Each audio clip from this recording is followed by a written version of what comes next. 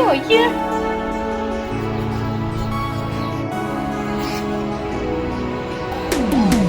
Full detail ಆಗಿ explain ಮಾಡ್ತೀನಿ. ನಿಮ್ಗೆ ಇಷ್ಟ ಆದ್ರೆ ವಿಡಿಯೋನ ಲೈಕ್ ಮಾಡಿ, ಸಬ್ಸ್ಕ್ರೈಬ್ ಮಾಡೋದ್ ಮಾತ್ರ ಮರಿಬೇಡಿ.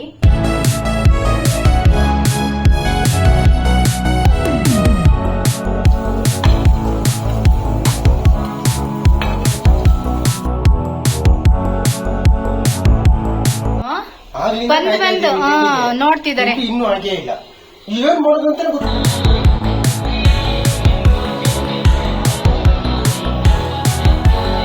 ನೀನ್ ಊಟ ಎಲ್ಲ ತಿನ್ಕದ ಪಪ್ಪ.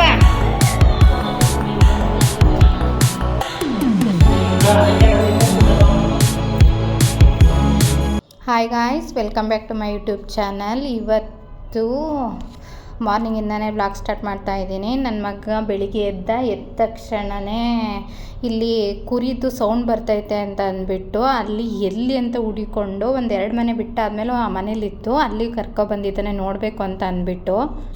ಅದು ಬ್ಯಾ ಬ್ಯಾ ಅಂತ ಸೌಂಡ್ ಮಾಡ್ತೈತೆ. ಇವನು ನೋಡಿದ್ರೆ ಅದನ್ನು ಎಲ್ಲಿ ಯಾರ ಮನೇಲಿ ಅಂತ ಹುಡ್ಕೊಂಡು ಕರ್ಕೊಂಬಂದಿದ್ದಾನೆ. ನಾನು ಟಿಫನ್ ಮಾಡ್ತಾಯಿದ್ದೀನಿ, ಸರಿ ಕೇಳಿದ್ನಲ್ಲ ಅಂತ ಕರ್ಕೊಬಂದರೆ ಅದರಿಂದ 100 ಮೀಟ್ರ್ ಡಿಸ್ಟೆನ್ಸ್ ಅಷ್ಟು ದೂರ ಹೋಗ್ತಿದ್ದಾನೆ. ಅದೇನಾದರೂ ಬಂದರೆ ಅದು ಬರ್ತೈತಿ ಇವನ ಹತ್ರ, ಇವನು ದೂರ ದೂರ ದೂರ ಹೋಗ್ತಾ ಇದ್ದಾನೆ. ಅವಣ್ಣ ಮಗು ಬಂದಿದೆಯಲ್ಲ ಕುರಿ ನೋಡೋಕ್ಕೇನೆ ಹುಡುಕೊಂಡು ಅಂತ ಅಂದ್ಬಿಟ್ಟು ಅದನ್ನು ಕಟ್ಟಿದ್ನ ಬಿಚ್ಬಿಟ್ಟು ಬಿಟ್ಟಿದ್ದಾರೆ. ಭಯ ಆಗ್ತೈತೆ ಚಿನ್ನಿ. ಮುಟ್ಟು ಚಿನ್ನಿ, ಮುಟ್ಟು ಮುಟ್ಟು, ನಾನಿದ್ದೀನಿ ಬಾ. ಮುಟ್ಟು ಅಯ್ಯ.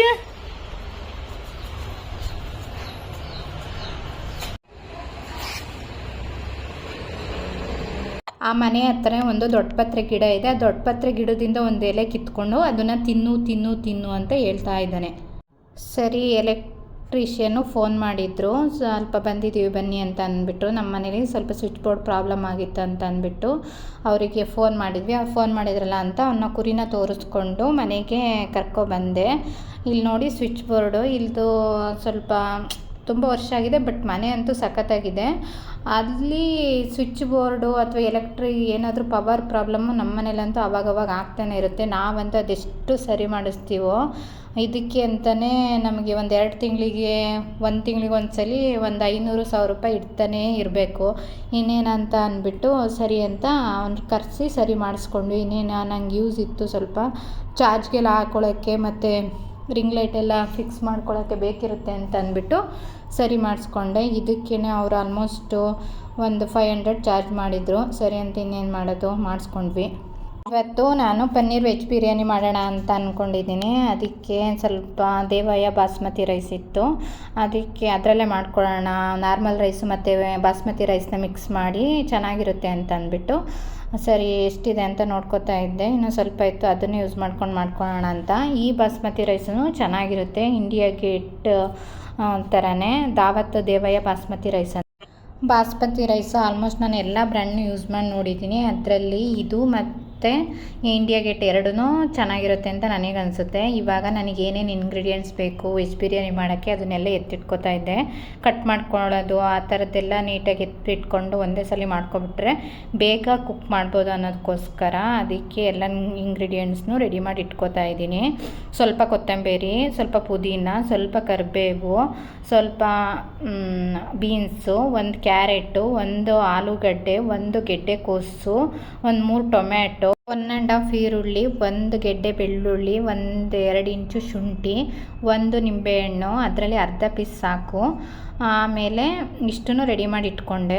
ಇವಾಗ ಮಸಾಲೆಗೆ 1 ಬೆಳ್ಳುಳ್ಳಿ ಬಿಡಿಸಿಟ್ಕೊಂಡು ಹಾಕೋತಿದ್ದೀನಿ, 1 ಇಂಚು ಶುಂಠಿ ಕಟ್ ಮಾಡಿಕೊಂಡು, ಸ್ವಲ್ಪ ಕೊತ್ತಂಬರಿ, 1 ಮೆಣಸಿನ್ಕಾಯಿ, ಸ್ವಲ್ಪ ಪುದೀನ, ಸ್ವಲ್ಪ ನೀರು ಹಾಕಿ ಚೆನ್ನಾಗಿ ನುಣ್ಣಗಾಗೋ ಥರ ಗ್ರೈಂಡ್ ಮಾಡ್ಕೊಳ್ಳಿ. ಈ ಥರ ಇಷ್ಟು ತರಕಾರಿನ ಈ ಸೈಜಿಗೆ ಕಟ್ ಮಾಡ್ಕೊಳ್ಳಿ. ತಿನ್ನಬೇಕಾದ್ರೆ ಬಾಯಿಗೆ ಸಿಗಬೇಕು ಆ ಥರ. ತುಂಬ ದಪ್ಪ ಕಟ್ ಮಾಡ್ಕೊಂಡ್ರೂ ಚೆನ್ನಾಗಾಗಲ್ಲ, ತುಂಬ ಸಣ್ಣದಾಗಿ ಕಟ್ ಮಾಡಿಕೊಂಡ್ರೂ ಚೆನ್ನಾಗಾಗಲ್ಲ. ಒಂದು ಸ್ವಲ್ಪ ಮೀಡಿಯಮ್ ಸೈಜಿಗೆ ಕಟ್ ಮಾಡ್ಕೊಳ್ಳಿ. ಕ್ಯಾರೆಟು, ಬೀನ್ಸು, ಆಲೂಗಡ್ಡೆ, ಸ್ವಲ್ಪ ಗೆಡ್ಡೆಕೋಸು ಇಷ್ಟೊಂದು ತೊಗೊಂಡಿದ್ದೀನಿ. ನೀವು ಇಷ್ಟು ತರಕಾರಿನ ಹಾಕಿ ಯಾವುದೇ ವೆಜ್ ಬಿರಿಯಾನಿ ಮಾಡಿದ್ರೂ ತುಂಬ ಚೆನ್ನಾಗಾಗುತ್ತೆ. ಅದಕ್ಕೋಸ್ಕರ ಈ ತರಕಾರಿಗಳನ್ನ ಯೂಸ್ ಮಾಡ್ಕೊತಿದ್ದೀನಿ. ನನ್ನ ಹತ್ರ ಬಟಾಣಿ ಇರಲಿಲ್ಲ, ಅದಕ್ಕೆ ಒಂದು ಬಟಾಣಿ ಮಾತ್ರ ಸ್ಕಿಪ್ ಮಾಡಿದ್ದೀನಿ, ಪನ್ನೀರ್ ಇದೆಯಲ್ಲ ಅಂತ. ಅದೆಲ್ಲ ಕಟ್ ಮಾಡಿಕೊಂಡು ಒಂದು ಬಟ್ಲಿಗೆ ಶಿಫ್ಟ್ ಮಾಡಿಕೊಂಡೆ. ಅದಾದಮೇಲೆ ಈರುಳ್ಳಿ ಟೊಮೆಟೊ ಎಲ್ಲ ಚೆನ್ನಾಗಿ ಸಣ್ಣದಾಗಿ ಹೆಚ್ಕೊಳ್ಳಿ. ಆವಾಗ ಫ್ರೈ ಮಾಡಿದರೆ ಬೇಗ ಫ್ರೈ ಆಗುತ್ತೆ. ನೀವು ತುಂಬ ದಪ್ಪದಾಗಿ ಹೆಚ್ಕೊಬಿಟ್ರೆ ನೀಟಾಗಿ ಫ್ರೈ ಆಗೋಲ್ಲ. ಅದಕ್ಕೋಸ್ಕರ ನಾನು ಆಲ್ರೆಡಿ ರುಬ್ಬಕ್ಕೆ ಪುದೀನ, ಕೊತ್ತಂಬರಿ, ಒಂದು ಮೆಣಸಿನ್ಕಾಯಿನ ತೊಗೊಂಡಿದ್ದೀನಿ. ಅದಕ್ಕೆ ಇದನ್ನು ಹಾಗೆ ಹಾಕೋಕ್ಕೆ ಇಷ್ಟನ್ನು ಮಾತ್ರ ತೊಗೊಂಡಿದ್ದೀನಿ. ಇವಾಗ ಪಲಾವ್ ಸ್ಪೈಸಸ್ ತೋರಿಸ್ತೀನಿ. ಈ ಥರ ಒಂದು ಪ್ಯಾಕೆಟ್ ಸಿಗುತ್ತೆ, ನೀವು ಆ ಥರ ತೊಗೊಂಡ್ರೆ ಒಳ್ಳೆಯದು. ಇಲ್ಲಾಂದರೆ ಎಕ್ಸ್ಟ್ರಾ ಇದ್ದರೆ ಅದನ್ನೇ ಹಾಕೋಬೋದು. ಇದು ಆಲ್ಮೋಸ್ಟ್ ಒಂದು 5 to 10 rupees ಅನಿಸುತ್ತೆ. ನಾನು ಈ ಥರ ತೊಗೊಂಡು ಇಟ್ಕೊಬಿಡ್ತೀನಿ. ನನಗೆ ಎಲ್ಲ ಒಂದೇ ಕಡೆ ಸಿಗುತ್ತೆ. ಅದು ಇದು ತೊಗೊಂಡ್ರೆ ನಂಗೆ ಕನ್ಫ್ಯೂಸ್ ಆಗುತ್ತೆ ಅಂತ ಇದನ್ನೇ ಒಟ್ಟಿಗೆ ತೊಗೊಂಡು ಇಟ್ಕೊತೀನಿ.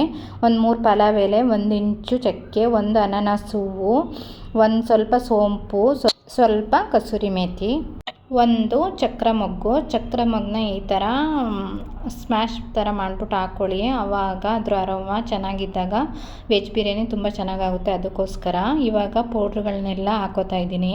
1 ಸ್ಪೂನು ಅಚ್ಕಾರದ ಪುಡಿ, 1 spoon garam masala, 1/4 tea spoon ಅರಿಶಿನ. ಇಷ್ಟು ಮಸಾಲೆಗಳು ಸಾಕು. ನಾನು ನನಗೆ ಎಷ್ಟು ಬೇಕೋ ಅಷ್ಟು ತೋರಿಸಿದ್ದೀನಿ. ನೀವು ಇನ್ನೂ ಜಾಸ್ತಿ ಜನಕ್ಕೆ ಮಾಡ್ಕೋತಿದ್ದೀರಾ ಅಂತಂದರೆ ಅಚ್ಕಾರದ ಪುಡಿ ಕ್ವಾಂಟಿಟಿ ಗರಂ ಮಸಾಲೆಗಿಂತ ಜಾಸ್ತಿ ಇರಲಿ, ಗರಂ ಮಸಾಲ ಕ್ವಾಂಟಿಟಿ ಅರಿಶಿನಗಿಂತ ಜಾಸ್ತಿ ಇರಲಿ, ಚೆನ್ನಾಗಾಗುತ್ತೆ. ಕಲ್ಲುಪ್ಪು ಹಾಕಿದರೆ ಟೇಸ್ಟ್ ಚೆನ್ನಾಗಾಗುತ್ತೆ ಅಂತ ನಾನು ಹಾಕ್ತಿದ್ದೀನಿ. ಯಾವಾಗ ತುಂಬ ಪುಡಿ ಉಪ್ಪು ಯೂಸ್ ಮಾಡಬೇಕು ಅವಾಗಷ್ಟು ಯೂಸ್ ಮಾಡ್ತಿದ್ದೀನಿ. 1/4 ಕಪ್ಪು ಬಾಸ್ಮತಿ ರೈಸ್ ತೊಗೊಂಡಿದ್ದೀನಿ. ಬರೀ ಬಾಸ್ಮತಿ ರೈಸಲ್ಲೇ ಮಾಡ್ಕೊಳ್ಳೋಣ ಅಂತ. ಅದಾದಮೇಲೆ ಪನ್ನೀರನ್ನ 250 ಗ್ರಾಮ್ ತೊಗೊಂಡಿದ್ದೀನಿ. ಅದನ್ನು ಒಂದು ಮೀಡಿಯಮ್ ಸೈಜಿಗೆ ಕಟ್ ಮಾಡ್ಕೊತಿದ್ದೀನಿ. ಈ ಸೈಜಿಗೆ ಕಟ್ ಮಾಡಿಕೊಂಡ್ರೆ ತಿನ್ನಬೇಕಾದ್ರೆ ಫೀಲ್ ಚೆನ್ನಾಗಿರುತ್ತೆ ಅನ್ನೋಕ್ಕೋಸ್ಕರ ಅಷ್ಟೇ. ನಿಮಗೆ ಯಾವ ಸೈಜಿಗೆ ಬೇಕೋ ಅದಕ್ಕೆ ಅಷ್ಟು ನೀವು ಕಟ್ ಮಾಡ್ಕೊಳ್ಳಿ. ಒಂದು ನಾನ್ ಸ್ಟಿಕ್ ಪ್ಯಾನ್ಗೆ ಸ್ವಲ್ಪ ಈ ಥರ ಎಣ್ಣೆ ಹಾಕಿ ಕಟ್ ಮಾಡ್ಕೊಂಡಿದ್ವಲ್ಲ ಆ ಪನ್ನೀರನ್ನ ಈ ಥರ ನೀಟಾಗಿ ಆಡ್ಕೊಂಡ್ಮೇಲೆ ಅದಕ್ಕೆ ಸ್ವಲ್ಪ ಅರಿಶಿನ, ಸ್ವಲ್ಪ ಉಪ್ಪು ಹಾಕಿ ನಾನು ನೀಟಾಗಿ ಫ್ರೈ ಮಾಡ್ಕೊತಿದ್ದೀನಿ. ಒಂದು 75% ಅಷ್ಟು ಫ್ರೈ ಮಾಡ್ಕೋಬೇಕು ಇಲ್ಲಿ. ಅದಾದಮೇಲೆ ನೀವು ಖಾರದ ಪೌಡ್ರನ್ನು ಸಹ ಬೇಕು ಅಂತ ಅಂದರೆ ಆ್ಯಡ್ ಮಾಡಿಕೊಂಡು ಫ್ರೈ ಮಾಡ್ಕೋಬೋದು.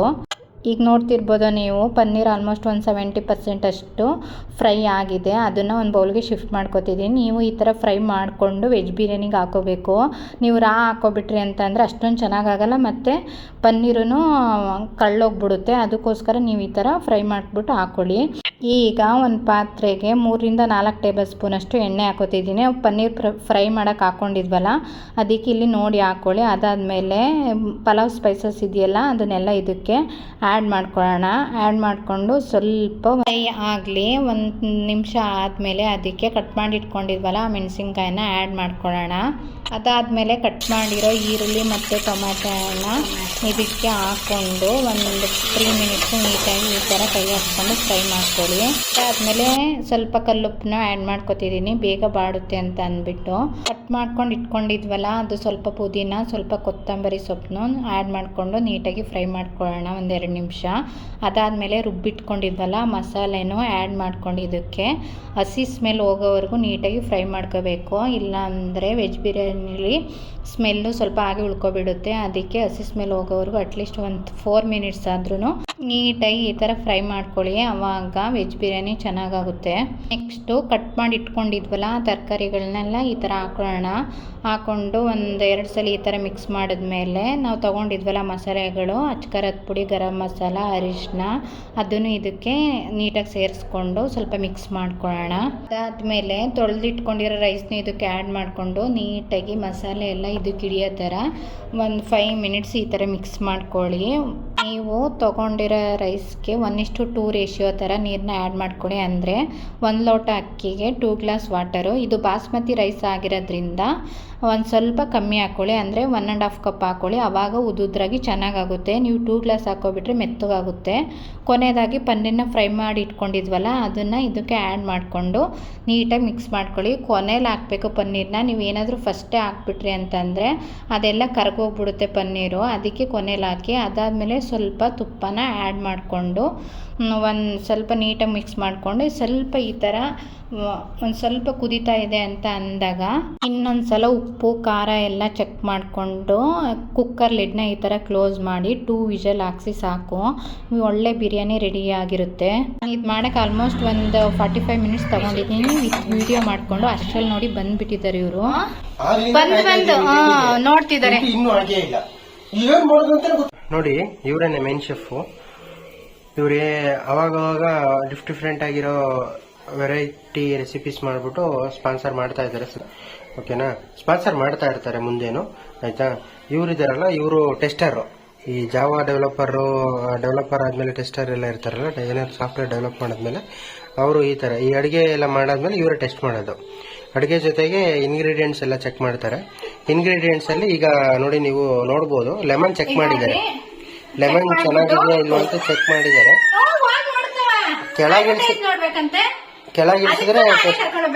ಕೆಳಗಿಳಿಸಿದ್ರೆ ಟೆಸ್ಟರು ಸ್ವಲ್ಪ ಟೆನ್ಷನ್ ಆಯ್ತಾರೆ. ಅವರೆಲ್ಲ ಒಂಚೂರು ಮೇಲೆ ಇರ್ಬೇಕು. ಈಗೇನೋ ಅವರು ಹೋಗಿ ನೋಡ್ಬಿಟ್ಟು ಅಡ್ವರ್ಟೈಸ್ಮೆಂಟ್ ನೋಡ್ಬೇಕಂತೆ. ತೋರಿಸ್ಕೊಬರೋಣ ಅಡ್ವರ್ಟೈಸ್ಮೆಂಟು.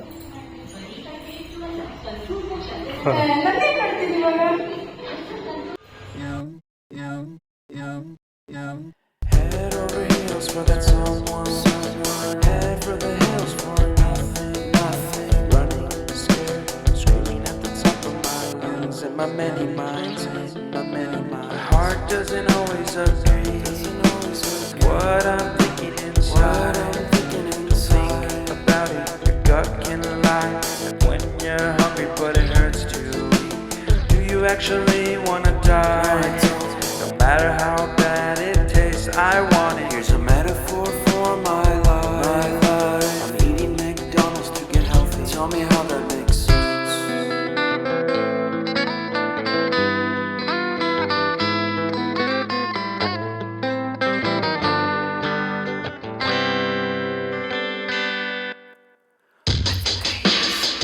ಎರಡು ಸಾಂಗ್ ಆಗೋಷ್ಟರಲ್ಲಿ ಪನ್ನೀರ್ ಬಿರಿಯಾನಿ ಆಗಿ ವಿಷಲನ್ನು ಬಿಟ್ಟಿತ್ತು. ಸರಿ ಅಂತ ಓಪನ್ ಮಾಡಿ ನೋಡಿದ್ರೆ ಒಳ್ಳೆ ಚೆನ್ನಾಗಿರೋ ಪನ್ನೀರ್ ವೆಜ್ ಬಿರಿಯಾನಿ ರೆಡಿಯಾಗಿದೆ. ನೋಡೋಣ ಯಾವ ಥರ ಟೇಸ್ಟ್ ಇದೆ ಅಂತ ಅಂದ್ಬಿಟ್ಟು. ಅದಾದಮೇಲೆ ಸ್ವಲ್ಪ ಮೇಲೆ ನಿಂಬೆಹಣ್ಣು ಹಿಂಡ್ಕೊತಿದ್ದೀನಿ. ಫಸ್ಟೇ ಹಿಂಡೋಲ್ಲ ನಾನು, ಎಲ್ಲ ಅಡುಗೆ ಎಲ್ಲ ಆದಮೇಲೆ ಹಿಂಡ್ಕೊಂಡು ಮಿಕ್ಸ್ ಮಾಡ್ಕೊತೀನಿ. ತುಂಬ ಹುಳಿ ಹಾಕೋತಿಲ್ಲ ನಾನು, ಎಷ್ಟು ಬೇಕಷ್ಟು ಹಾಕೋತೀನಿ. ನಿಮ್ಗೆ ಜಾಸ್ತಿ ಬೇಕು ಅಂದರೆ ಜಾಸ್ತಿ ಹಾಕೋಬೋದು. ಇಲ್ಲಿ ನೋಡಿ ಎಷ್ಟು ಉದುದ್ರಾಗಿದೆ ಅಂತ ಅಂದ್ಬಿಟ್ಟು ಚೆನ್ನಾಗಾಗಿತ್ತು. ಒಂದು ಪ್ಲೇಟಿಗೆ ಸರ್ವ್ ಮಾಡ್ಕೊಳ್ಳೋಣ ಯಾವ ಥರ ಇದೆ ಅಂತ ಅಂದ್ಬಿಟ್ಟು. ಟೇಸ್ಟ್ ನೋಡಿಲ್ವಲ್ಲ, ಟೇಸ್ಟ್ ನೋಡಿ ಹೇಳ್ತೀನಿ ನಿಮಗೆ ಯಾವ ಥರ ಆಗಿದೆ ಅಂತ. ನನ್ನ ಮಗನ ನೋಡಿ, ಅವನಿಗೆ ಹಾಕ್ಬೇಕಂತೆ ಬಂದು ನಿಂತ್ಕೊಬಿಟ್ಟವನೇ.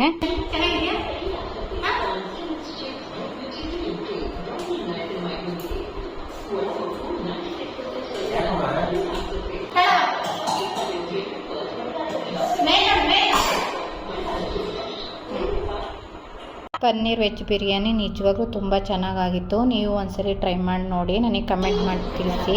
ಇಷ್ಟೇ ಗಾಯ್ಸ್ ಇವತ್ತಿನ ವ್ಲಾಗು. ನಿಮಗೆ ಈ ವಿಡಿಯೋ ಇಷ್ಟ ಆಯಿತು ಅಂತ ಅಂದರೆ ನನ್ನ ಚಾನಲ್ನ ಸಬ್ಸ್ಕ್ರೈಬ್ ಮಾಡ್ಕೊಳ್ಳಿ, ನಿಮ್ಮ ಫ್ರೆಂಡ್ಸ್ಗೆ ಶೇರ್ ಮಾಡಿ. Thank you for watching the video. Next ವಿಡಿಯೋದಲ್ಲಿ ಮತ್ತೆ ಸಿಗೋಣ. ಅಲ್ಲಿವರೆಗೂ ಎಲ್ರಿಗೂ ಲವ್ ಯು ಆಲ್, ಬಾಯ್.